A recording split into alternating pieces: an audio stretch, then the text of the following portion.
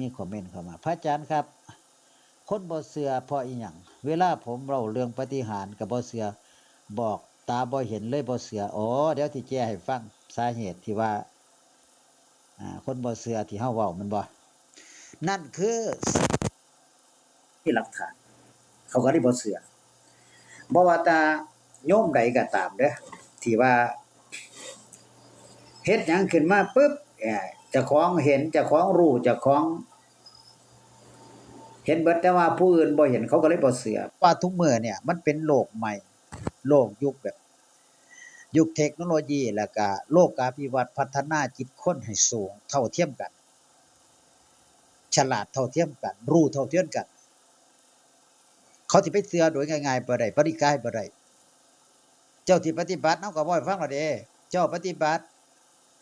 เป็นปีเป็นเดือนแต่ว่าเจ้ารู้เฉพาะตนโอปัญญิโกน้อมเข้ามาสู่ตนน้อมจิตน้อมใจเห็นพระธรรมเห็นพระรัตนตรัยเห็นเบิดแต่ว่าบ่ได้อภิญญา6มันสามารถระลึกมันสามารถยังจิตคนบ่ได้มันก็เลยเขาเลยบ่เชื่อฉะนั้นต้องปฏิบัติให้เห็นอภิญญา6ไผก็ตามผู้ใดก็ตามบ่ว่าเจ้าที่เป็นระดับใดก็ตามอาตมาสิบอกในยุคปัจจุบันนี่ตราบใดที่ยังเดินย่ำโคลนยังเดินดำแผ่นธรณียังหยอดแผ่นดินบ่ได้ยังเหาะเหินเดินอากาศบ่ได้คนทั้งหลายที่บ่ยอมรับสังคมทั้งหลายที่บ่ยอมรับว่าเป็นผู้พิเศษเห็นบ่เจ้าที่ปฏิบัติเบิดมื้อเบิดเว้นเบิดคืนบอกว่าอาตมาปฏิบัติมาตลอดพวกผมปฏิบัติมาตลอดทำความดีมาตลอดแต่ว่าอิทธิฤทธิปาฏิหาริย์ตัวนั้นมันบ่เกิดมันเกิดเฉพาะตนเห็นบ่มันเกิดเฉพาะตนมันไม่ได้เกิดให้คนอื่นเขาเห็นเหมือนพุทธเจ้าฉะนั้นอาตมาเลยบอกว่ามันบ่มีผู้พิเศษบ่มีผู้เลิศไปเว้าจังได๋เขาบ่เชื่อดอกพุทธเจ้าเลยห้ามพระภิกษุทั้งหลายสาวกทั้งหลายว่าเห็นหยังก็ตามเด้อเห็นก็สักว่าเห็นนะพวกเธอทั้งหลายเนี่ยพุทธเจ้าตรัสในพระไตรปิฎกน่ะรู้ก็สักว่ารู้เห็นก็สักว่าเห็นลิ้มรสก็สักว่าได้ลิ้มรสสัมผัสก็สักว่าสัมผัสได้ยินก็สักว่าได้ยินเห็นบ่พุทธเจ้าตรัสเนี่ยมันตรงเป๊ะเลยมันบ่สามารถที่จะไปบอกผู้อื่นได้เห็นป่ะบ่สามารถที่จะว่าข่อยเห็นอันนี้เด้อข่อยเห็นนี่เด้อไปบอกผู้อื่นบ่ได้ผู้อื่นเขาบ่เสียเขาบ่เห็นนำฉะนั้นก่อนที่จะให้คนอื่นยอมรับก่อนที่จะให้สังคมยอมรับในโลกปัจจุบันนี้มันต้องมีสิ่งหนึ่งสิ่งใดที่กระตุ้นจิตกระตุ้นใจเขาได้สามารถยกระดับจิตเขาได้รู้ว่าเงินในกระเป๋าเขามีเท่าไหร่รู้ว่าเงินในธนาคารรู้ว่าเลขสิออกมื้ออื่นนี่เท่าไหร่ตัวใดแน่นี่คือได้อภิญญา6ถ้าพวกเจ้าทั้งหลายทำได้นั่นล่ะสังคมยอมรับทุกคนเนี่ย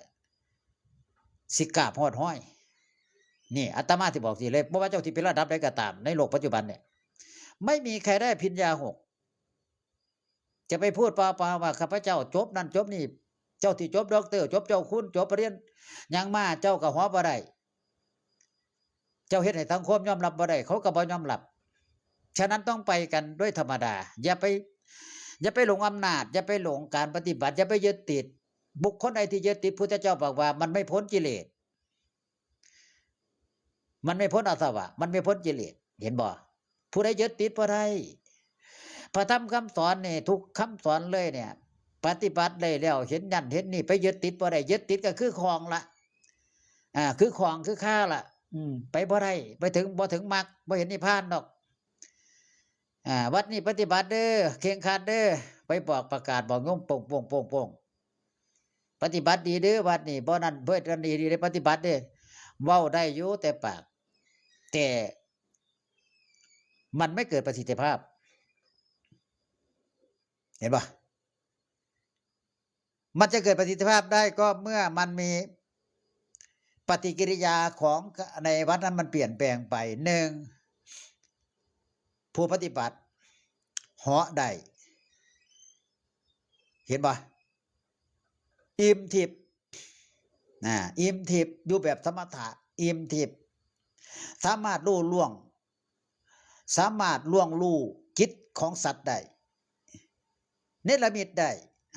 มีบ่ล่ะตราบใดที่เจ้าเนรมิตบ่ได้น่ะพุทธเจ้าห้ามเลยขาดจากความเป็นภิกษุแน่นอน